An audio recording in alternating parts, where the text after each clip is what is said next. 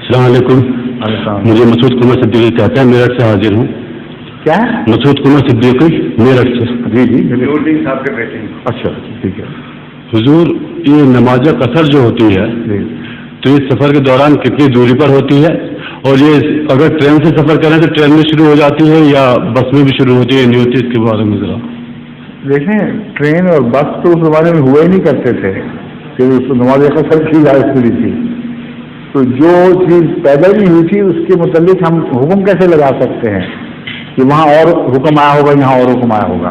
کیونکہ سوال اب لگا ہے. یہ سوال صرف یہ ہونا چاہیے کہ آج کل سواری کے اطوار بدل گئے, رفتاریں بدل گئیں.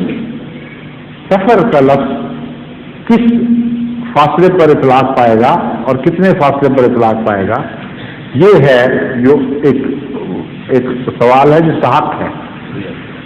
اس کا جواب اگر آپ مکینیکلی دیں گے کہ جس طرح پہلے زمانے میں ہوتا تھا کہ 14 میل یا منزل کا سفر ہے, تو اس میں آپ پھنس جائیں گے مخبصے میں, اور بہت ہی مشکل پڑے گی کہ ہوائی جہاز کے لیے اور پیمانہ اور موٹر کے لیے اور پیمانہ اور گھوڑے کے لیے اور پیمانہ, یہ کیا مطلب ہوا پھر؟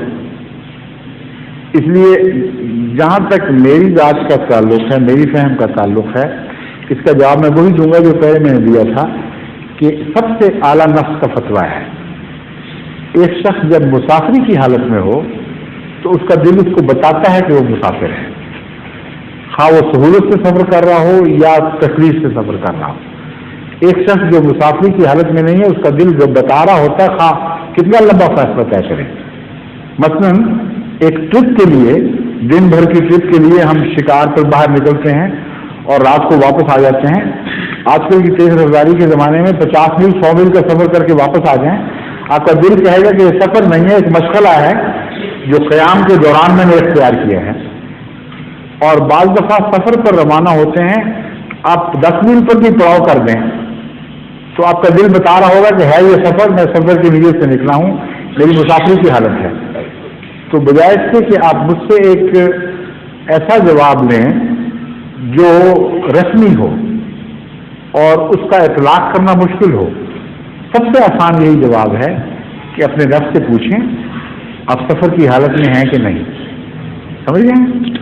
اور آپ کا نفس آپ کو ٹھیک بتائے گا, اور جہاں غلط بتائے گا اس پر آپ پکڑے نہیں جائیں گے, کیونکہ اپنی طرف سے آپ نے سچائی سے فیصلہ کیا ہوگا.